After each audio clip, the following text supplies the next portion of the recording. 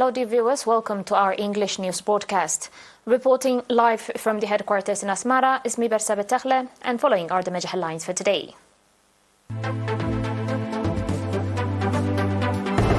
Sports competitions of the Ministry of Defense concluded yesterday. Eritrean Community Festival in Italy held in Milano.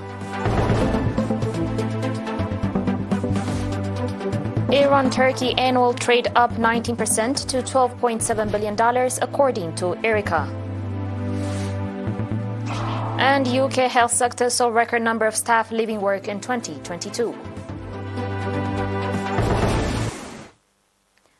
On your local reports, sports competition of the Ministry of Defense units concluded on 3 July at Asmara Stadium.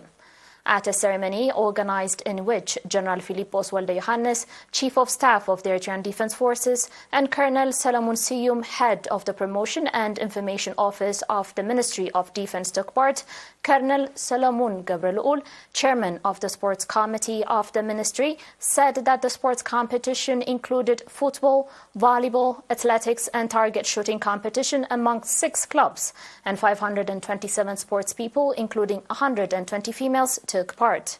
Colonel Solomon went on to say that the objective of the sports program was to nurture conscious and physically as well as mentally fit youth that could represent their country in various international competitions. The sports competition of the Ministry of Defense unit is being organized for the 8th time.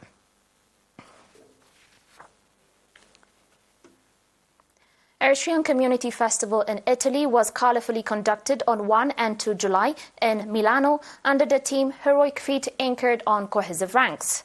The festival, in which governors of the 6 regions, nationals from all the Italian cities, as well as from various European countries took part, was officially opened by Mr. Fissahaye Haile, governor of the Central Region.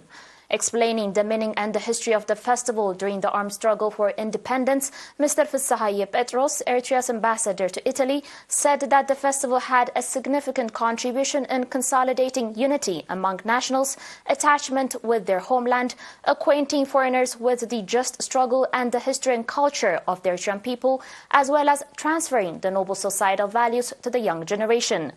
At the seminars organized, the regional governors gave extensive briefings on the objective situation in the homeland, as well as the role and contribution of diaspora nationals in the national development programs and future prospects.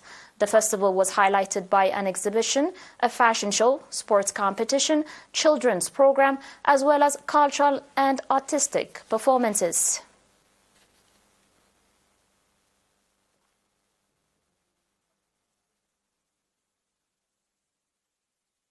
On your last local report, the Asmara Students Educational and Pioneer Center, in cooperation with the Ministry of Education branch in the Northern Red Sea region, organized a 1-month training on computer technology for 63 students. At the conclusion event of the training on July 1st, Mr. Desvele Mahari, director of the center, said that the mission of the center, which was established in partnership with the Ministries of Education, Labor and Social Welfare, as well as the Central Region Administration and others, was to create a forum with a view of developing the capacity of the youth in various domains. Mr. Rashid Usman, head of the education office in the region, said that the training is part of the program to provide vocational training to 9th grade students for 3 consecutive years, and commended the contribution of the teachers and parents for the successful implementation of the program.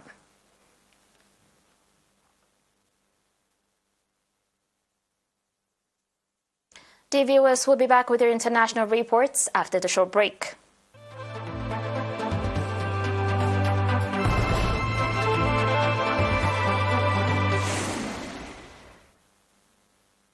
Welcome back.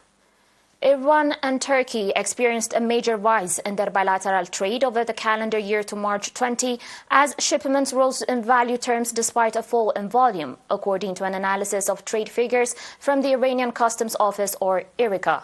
The analysis published by the ERi-TV news on Sunday showed that trade between Iran and Turkey had reached a total of $12.7 billion in the last Iranian calendar year, up 19% from the year to March 2022. The report said that Iran-Turkey trade had increased by 115% in terms of the Iranian currency over the period. That comes as shipments traded between Iran and Turkey fell by nearly 7% in volume terms in year to late March, a sign that businesses in the two countries had opted for trade of commodities with more added value. Iran has managed to maintain close ties with its major trade partners in recent years, despite restrictions imposed by the U.S. on the country's access to trade and banking services.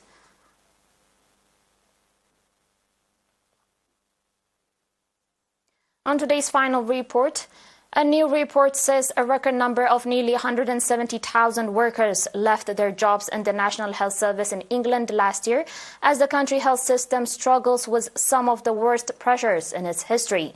The British newspaper The Observer carried the report on Saturday, citing stress and workload as the main reasons causing health workers leaving their jobs. According to the report, health professionals quitting their jobs included all types of employees, such as doctors, nurses, ambulance staff, managers, support workers, and technical staff. The figure featured more than 25% increase compared to 2019 and included 41,000 nurses, marking the highest number of people leaving the hospital and community health services in at least a decade. The NHS staff shortages have been aggravated by waves of strike by nurses, paramedics and ambulance drivers demanding higher pay and better working conditions. The report also quoted experts as saying that 2022 may be a peak year for NHS departures because of those who may have deferred retirement because of the pandemic, but there has also been a surge in employees citing work-life balance as the reasons for quitting.